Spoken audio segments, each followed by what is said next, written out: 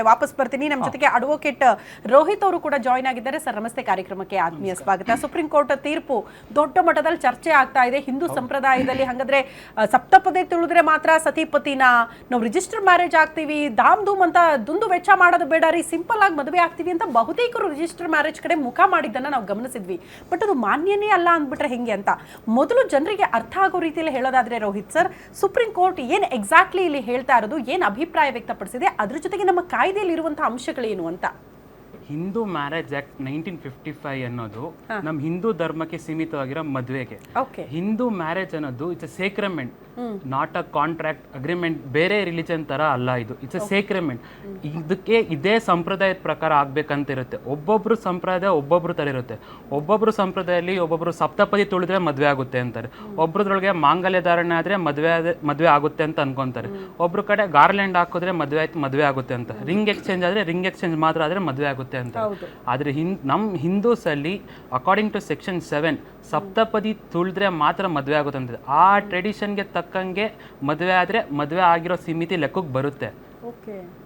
ಇಲ್ಲ ಅಂತಂದ್ರೆ ಒಂದು ರಿಚುವಲ್ ಕಾನೂನು ಏನ್ ಹೇಳುತ್ತೆ ಅಂದ್ರೆ appropriate rituals in due diligence, ಆ ಟ್ರೆಡಿಷನ್ನ ತಕ್ಕಂತೆ ಫಾಲೋ ಮಾಡಿದ್ರೆ ಮಾತ್ರ ಮದುವೆ ಆಗುತ್ತೆ ಅನ್ನೋದು ಮಾತ್ರ ಹೇಳುತ್ತೆ. ಬರೀ ರಿಜಿಸ್ಟ್ರೇಷನ್ ಫಾರ್ಮಲ್ಲಿ ಮದುವೆ ಆಗಿ ಬರೀ ವೀಸಾ ಪಾಸ್ಪೋರ್ಟಿಗೋಸ್ಕರ ಮದುವೆ ಆದರೆ ಅದು ಯಾವುದೇ ರೀತಿ ಕಾನೂನುಬದ್ಧವಾಗಿರಲ್ಲ. ಅಲ್ಲ ರೋಹಿತ್ ಸರ್, ಈಗ ಎಷ್ಟೋ ಜನ ಸಪ್ತಪದಿ ತುಳಿದು ಮದುವೆ ಆದ್ರೂ ಕೂಡ ಕೆಲವರು ರಿಜಿಸ್ಟರ್ ಮಾಡಿಸ್ಬೇಕಲ್ವಾ ಸರ್? ಕಡ್ಡಾಯವಾಗಿ ದಾಖಲಾತಿಗಳನ್ನ ಇಟ್ಕೋಬೇಕು ಮದುವೆ ಆಗಿದ್ದೀವಿ ಅನ್ನೋದಕ್ಕೆ. ಬಹುತೇಕರು ಮಾಡಿಸಲ್ಲ.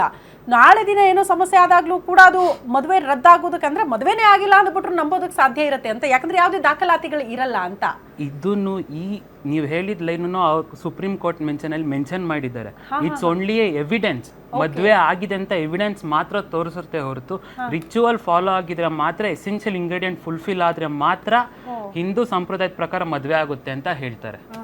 ಅದು ಮೇನ್ ಇಂಪಾರ್ಟೆಂಟ್. ಆದ್ರೆ ಸ್ಪೆಷಲ್ ಮ್ಯಾರೇಜ್ ಆಕ್ಟ್ ತಗೊಂಡಾಗ ಬೇರೆ ಯಾರ್ಯಾರಿಗೆ ಯಾವ್ಯಾವ ರಿಲಿಜನ್ ಮೇಲೆ ಫೇತ್ ಇರುತ್ತೋ ಅದ್ರ ಪ್ರಕಾರ ಹೋದಾಗ ಅಲ್ಲಿ ಯಾವುದೇ ಟ್ರೆಡಿಷನ್ ಫಾಲೋ ಮಾಡೋಂಥ ನೆಸೆಸಿಟಿ ಇರಲ್ಲ. They can simply register. ಅದನ್ನು ಕ್ಲೀನ್ ಆಗಿ ಮೆನ್ಷನ್ ಮಾಡಿದ್ರೆ ಸುಪ್ರೀಂ ಕೋರ್ಟ್ ಆರ್ಡರ್ ಅಲ್ಲಿ, that does not go align with the special marriage act. ಅದೇ ಡಿಫ್ರೆಂಟ್ ಇದೇ ಡಿಫ್ರೆಂಟ್ ಅಂತ ಹೇಳಿದ್ದಾರೆ ಆಲ್ರೆಡಿ ಅದರೊಳಗಡೆ. ಈಗ ನಂಗೆ ಅದೊಂದು ಪ್ರಶ್ನೆ ಬಂತಪ್ಪ, ಎಷ್ಟೋ ಜನ ಈಗ ಆಲ್ರೆಡಿ ರಿಜಿಸ್ಟರ್ ಮ್ಯಾರೇಜ್ ಆಗ್ಬಿಟ್ಟಿದ್ದಾರೆ, ಜೀವನ ಮಾಡ್ತಿದ್ದಾರೆ, ಬಟ್ ಅದು ಹೆಂಗೆ ಅಂತ, ಅದನ್ನ ವಾಟ್ ನೆಕ್ಸ್ಟ್ ಅವ್ರ ಪ್ರೋಸೆಸ್ ಹೆಂಗಿರುತ್ತೆ ಅಂತ. ಸೊ ಅದ್ರ ಬಗ್ಗೆ ಒಂದು ಕ್ಲಾರಿಟಿ ತಗೊಳ್ತೀನಿ ರೋಹಿತ್ ಸರ್. ಮೊದಲು ಸಾದಿಕ್ ಪಾಷಾ ಅವ್ರದ್ದು ಒಂದು ರಿಯಾಕ್ಷನ್ ತೊಗೊಂಡ್ಬಿಡ್ತೀನಿ. ಸಾದಿಕ್ ಪಾಷಾ ಅವರೇ, ಮೋಸ್ಟ್ಲಿ ಈ ಜಂಜಾಟಗಳು ನಿಮ್ಮಲ್ಲಿ ಇದ್ದಂಗೆ ಕಾಣಿಸಲ್ಲ ನಿಮ್ಮ ಸಮುದಾಯದಲ್ಲಿ. ಮೇಡಮ್, ನಮ್ಮಲ್ಲಿ ಇದೆಲ್ಲ ಇಲ್ಲ. ಇನ್ನೊಂದು ನಮ್ಮ ಒಂದು ಮಾತು ಹೇಳ್ತಾರೆ, ನಿಕಾಕು ಆಸಾನ್ ಕರೋ, ಜಿನಾಕು ಮುಷ್ಕಿಲ್ ಕರೋ ತಕ್ಲೀಫ್. ನಿಕಾ ಅಂದರೆ ಮದುವೆಗೆ, ಈಗ ಮದುವೆ ಮಾಡ್ತೀವಲ್ಲ ಅದಕ್ಕೆ ಈಸಿಯಾಗಿ ಆಗಲಿ ಮದುವೆ, ಪಾಪ ಮಾಡೋಕ್ಕೆ ತುಂಬ ಕಷ್ಟ ಆಗಲಿ ಅಂತ ಒಂದು ಮಾತಿದೆ ನಮ್ಮರಲ್ಲಿ. ನೋಡಿ, ಈಗ ಹುಡುಗಿಗೆ ನೋಡಿದ್ರೆ ಹುಡುಗನಿಗೆ ನೋಡಿದ್ರೆ ಇಬ್ಬರು ಕೇಳಬೇಕು ನಾವು, ನಿಮಗೆ ಇಷ್ಟ ಇದೆಯಾ ಆ ಹುಡುಗಿಗೆ, ನಾವು ಇಷ್ಟ ಮಾಡ್ತಾ ಇದ್ದೀವಿ ಅಂತ ಹುಡುಗನ ಕೇಳ್ತೀವಿ ಅಂದರೆ ಇಬ್ಬರು ಕೇಳ್ಕೊಂಡು ಮಾಡಬೇಕು. ಈಗ ಅದರಲ್ಲಿ ಹೆಣ್ಮಗು ನನಗೆ ಇಷ್ಟ ಇಲ್ಲ ಅಂತ ಹೇಳಿಬಿಟ್ರೆ ಬಲಂತಾಗಿ ನಾವು ಮದುವೆ ಮಾಡಂಗಿಲ್ಲ, ಹರಾಮದು. ಅಲ್ಲ, ಇವಾಗ ಸ್ವಲ್ಪ ನಿಮ್ ಚೇಂಜ್ ಆಗಿರ್ಬೋದು ನಿಮ್ಮಲ್ಲಿ, ಮತ್ತೆ ನಮ್ಮ ಧರ್ಮದಲ್ಲೂ ನಾವು ಹೇಳೋದು ಹಿಂದೂ ಸಂಪ್ರದಾಯದಲ್ಲೂ ಕೂಡ. ಬಿಕಾಸ್ ಮೊದಲೆಲ್ಲ ಹಿರಿಯರು ಹೇಳ್ಬಿಟ್ರೆ ತಲೆ ಬಗ್ಗಿಸಿ ತಾಳಿ ಕಟ್ಟಿಸ್ಕೊಳ್ಬೇಕು ಹೆಣ್ಮಕ್ಳು. ನನ್ನ ಮದುವೆ ನಂಗೆ ಆಗಿದ್ದು ನೋಡಿ, ಹಂಗೆ ಆಗಿದ್ದು ನೋಡಿ ಮೇಡಮ್. ಏನಂದ್ರೆ ಈಗ ಏನಾಗಿದೆ ಅಂದರೆ ನೋಡಿ, ಈ ಧರ್ಮ ಮತ್ತು ಕಾನೂನು ನಮ್ಮ ಜೀವನ ಈ ಪ್ರಪಂಚದಲ್ಲಿ ಹೆಂಗೆ ಮಾಡಬೇಕು ಅದಕ್ಕೆ ಕಾನೂನು ಒಂದು ಇದು. ಯಾಕಂದರೆ ನಮ್ಮ ಡಾಕ್ಯುಮೆಂಟ್ ಬೇಕು, ನಾವು ಆಚೆ ಕಡೆ ಹೋದರೆ ಈಗ ಪಾಸ್ಪೋರ್ಟ್ನಲ್ಲಿ ಹೆಸರು ಆಗಬೇಕು ಹೆಂಡ್ತಿದ್ದು, ಅದೆಲ್ಲ ಇರುತ್ತೆ.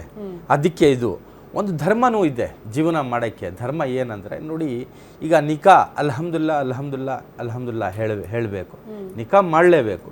ಇಬ್ಬರು ಗವಾ ಅಂತ ಇರ್ತಾರೆ, ಒಬ್ಬರು ವಕೀಲು ಒಬ್ಬರು ಗವಾ ಅಂತ ಇರ್ತಾರೆ.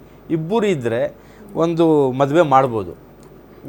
ಹುಡುಗನಿಗೆ ಪರಿಚಯ ಇರಬೇಕು, ಹುಡುಗಿಗೆ ಪರಿಚಯ ಇರಬೇಕು. ಆ ಕಡೆಯಿಂದ ಇಬ್ಬರು, ಈ ಕಡೆಯಿಂದ ಇಬ್ಬರು, 4 ಜನ ಇದ್ದು ಹೆಣ್ಮಗು ಗಂಡು ಮಗು ಇದ್ದರೆ ನಿಕಾ ಅದು ಆಗಿಬಿಡುತ್ತೆ.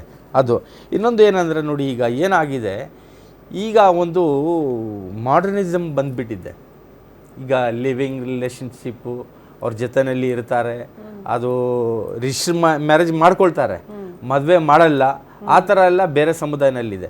ನಮ್ಮ ಮುಸಲ್ಮಾನರಲ್ಲಿ ನಿಕಾ ಆದ್ರೇ ಅವರು ಹೆಂಡ್ತಿ ಗಂಡ, ನಿಕಾ ಇಲ್ಲ ಅಂದರೆ ಇಬ್ಬರು ಜೊತೆಯಲ್ಲಿ ಇದ್ದರೆ ಆ ಲೈಫ್ ಎಲ್ಲ ಹರಾಮ್ ಅವ್ರಿಗೆ. ಓಕೆ ಮಕ್ಕಳು ಹುಟ್ಟೋ ಮಕ್ಕಳು ಹರಾಮು ನಿಕಾ ಆಗಲಿಲ್ಲ ಅಂದರೆ. ಅದು ರಿಜಿಸ್ಟರ್ ಮ್ಯಾರೇಜ್ ನಮ್ಮರಲ್ಲಿ ಇಲ್ಲ. ಆದರೆ ನಾವು ನಿಕಾ ಫಸ್ಟ್ ಮಾಡಬೇಕು.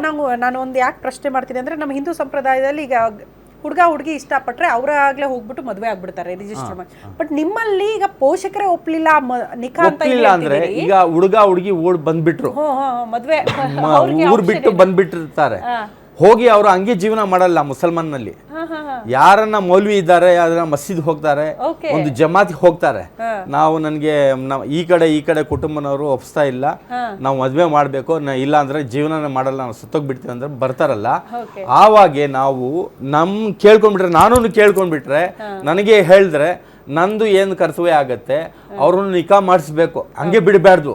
ನಾನು ಕೇಳ್ಕೊಂಡ್ಬಿಟ್ಟಿದ್ದೀನಿ, ನಾನು ಕೇಳಿಲ್ಲ ಅಂದ್ರೆ ಅವ್ರು ಜೀವನ ಮಾಡ್ತಾ ಇದ್ದಾರೆ ಹರಾಮ್, ಅದು ಬಿಡಿ. ನಾನು ಕೇಳ್ಕೊಂಡು ಬಿಟ್ಟು ಅವ್ರು ಒಂದು ರೂಮ್ನಲ್ಲಿ ಬಿಟ್ರೆ ಏನಾಗತ್ತಂದ್ರೆ ಅದು ಹರಾಮು, ನಾನು ಅದಕ್ಕೆ ಗುನೆಗಾರ ಅಂತ ಹೇಳ್ತೀವಿ.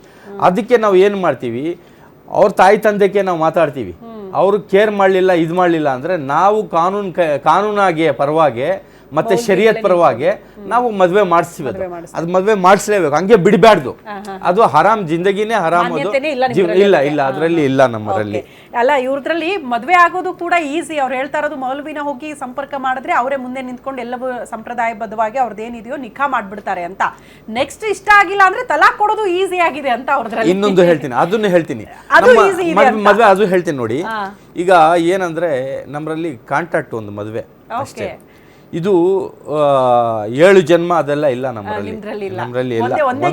ಒಂದೇ ಜನ್ಮ, ನಾವು ತಿರ್ಗಾ ಹುಟ್ಟೋದು ಅದಿಲ್ಲ ಇಲ್ಲ, ಬಂದಿದ್ದೀವಿ ಹೋಗಿದ್ದೀವಿ ಅಷ್ಟೇ. ನಿಮ್ಮಲ್ಲಿ ತಾಯಿ ತಂದೆಗೆ ಶಾಪ ಅಂತ ನೋವು ಕೊಟ್ರೆ ಮಕ್ಕಳಿಗೆ ಅಲ್ಲ, ಅದನ್ನು ಹೇಳ್ತೀನಿ ನೋಡಿ. ಈಗ ಏನಂದ್ರೆ ಮೇಡಮ್, ಈಗ ಈ ನಮ್ಮ ಗುರುಜಿಗೆ ಹೇಳ್ತಾರಲ್ಲ, ಅವ್ರ ಮಾತಿಗೆ ಹೇಳ್ತೀನಿ, ಯಾವ ಸಮುದಾಯದಲ್ಲಿ ನೋಡಿ ಹೆಣ್ಮಕ್ಳು ಓಡೋಗ್ಬಿಟ್ಟು ಮದುವೆ ಮಾಡ್ಕೊಳ್ಳಿ ಅಂತ ಯಾರು ತಾಯಿ ತಂದೆ ಹೇಳಲ್ಲ. ಯಾಕಂದ್ರೆ ನೋಡಿ, ಚಿಕ್ಕ ಮಗು ಹುಟ್ಟಿದ ಮೇಲೆ 18 ವರ್ಷ ಎಷ್ಟು ಬಲಿದಾನ ಕೊಟ್ಟಿರುತ್ತೆ ಆ ಮಗುಕ್ಕೆ, ಇದು ಮಾಡೋಕ್ಕೆ, ಇದು ಎಷ್ಟು ಆಸೆಗಳೇ ಇಕ್ಕಿರ್ತಾರೆ. ಅವರು ಒಬ್ಬ ಹುಡುಗ ಯಾರೋ ಪೋಖ್ರಿ ಇರ್ತಾನೆ, ಅವನು ಇರ್ತಾನೆ, ಅವ್ರಿಗೆ ಇಷ್ಟ ಮಾಡ್ಕೊಂಡು ಲವ್ ಮಾಡ್ಕೊಂಡು ಓಡೋಗ್ಬಿಟ್ರೆ ಆ ಮನೆಯವ್ರ ಮೇಲೆ ಏನು ನಡೆಯುತ್ತೆ, ಅದು ಒಂದು. ಇನ್ನೊಂದು ನೋಡಿ, ಇದು ನಾವು ಇದರಲ್ಲಿ ಪ್ರೀತಿ, ಇದರಲ್ಲಿ ಅವರು ಮೆಚ್ಯೂರ್ಡ್ ಆದ್ಮೇಲೆ ನಾವು ಬಲವಂತನೂ ಮಾಡಂಗಿಲ್ಲ, ನಿನ್ನ ಮದುವೆ ಮಾಡ್ಕೋಬಾರ್ದು ಅಂತ ಕಾನೂನು ಒಂದಿದೆ. ಈಗ ನಾವು ಬಲವಂತ ಮಾಡಿದ್ರೆ ಅವನು ಹಿಂದೂ ಶಾದಿ ನೀಕರ್ನ ಅಂದರೆ 18 ವರ್ಷ ಆಗಿರುತ್ತೆ, ಅವರು ಕಾನೂನು ಪ್ರಕಾರ ಇದಿರುತ್ತೆ, ಕಾನೂನು ಸಹಾಯ ತಗೊಳ್ತಾರೆ.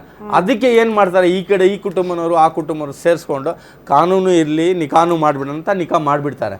ಅದೊಂದು ನೋಡಿ ಮೇಡಮ್, ಇದರಲ್ಲಿ ಒಂದು ನೋಡಿ ಪವಿತ್ರಾದ ಒಂದು ಇದು ರಿಷ್ಟ ಅಂತ ಹೇಳ್ತಾರೆ.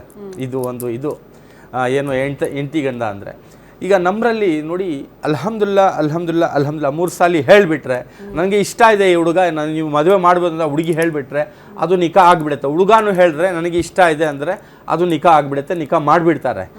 ಆದರೆ ತಲ್ಲಾಕು ಅಷ್ಟೇ ಈಸಿ ಇದೆ ನಮ್ಮರಲ್ಲಿ, ಅಷ್ಟೇ ಈಸಿ ಇದ್ದರೆ ನಾವು ಜೀವನ, ಈ ಹುಡುಗಿ ನನ್ನ ಜೊತೆಯಲ್ಲಿ ಜೀವನ ಮಾಡಲ್ಲ, ನಾನು ಹೋಗಲೇಬೇಕು, ನೀವು ಇನ್ನು ತಲ್ಲಾಕೊಳ್ಳಿ ಅಂದರೆ ನಾನು ಸತ್ತೋಗ್ಬಿಡ್ತೀನಿ, ಹಂಗೆ ಅಂತ ಹೇಳ್ತಾ ಇದ್ರೆ, ನಾನು 3 ಸಾಲಿ ಆ ಹುಡುಗ ಅವನು ತಲ್ಲಾಕ್ ಹೇಳಿಬಿಟ್ರೆ ಅದು ಅವ್ರ ಮದುವೆ ಕಾಂಟ್ರಾಕ್ಟ್ನಿಂದ ಹೋಗ್ಬಿಡ್ತಾರೆ, ಕಾಂಟ್ರಾಕ್ಟ್ ಕಟ್ಟಾಗ್ಬಿಡುತ್ತೆ. ಅದು ಇನ್ನೊಂದು ಏನಂದರೆ, ಹುಡುಗ ಜೀವನ ಮಾಡಲ್ಲ ಅಂದರೆ ಹುಡುಗ ಜೀವನ ಮಾಡಲ್ಲ ಅಂದರೆ 3 ಸಾಲಿ ತಲ್ಲಾಕು. ಹುಡುಗಿ ನಾನು ಜೀವನ ಮಾಡಲ್ಲ ಅಂದರೆ ಅದು ಹುಲ ಆಗತ್ತೆ. ಖುಲಾಗೆ ಅಷ್ಟು ಈಸಿ ಇಲ್ಲ. ಹುಡುಗಿ ಜೀವನ ಮಾಡಲ್ಲ ಅಂದರೆ ಅಷ್ಟು ಈಸಿ ಇಲ್ಲ. ಅದಕ್ಕೆ ಅದು ಒಂದು ಇದಿದೆ, 1 ತಿಂಗಳು 2 ತಿಂಗಳು 3 ತಿಂಗಳು ಜಮಾತ್ಗೆ ಹೋಗಬೇಕು. ಹೋಗಿದ ಮೇಲೆ ಎಲ್ಲ ಜಮಾತ್ನವ್ರು ಕೂತ್ಕೊಂಡು, ಯಾಕಂದರೆ ಇವ್ರು ಜೀವನ ಮಾಡೋಕ್ಕೆ ಬಿಟ್ಟರೆ ಏನನ್ನ ಪ್ರಾಬ್ಲಮ್ ಹೊಡೆದಾಡ್ಕೊಂಡು ಸತ್ತೋಗ್ಬಿಟ್ರೆ ಯಾರು ಇದಕ್ಕೆ ಕಾರಣ ಅಂತ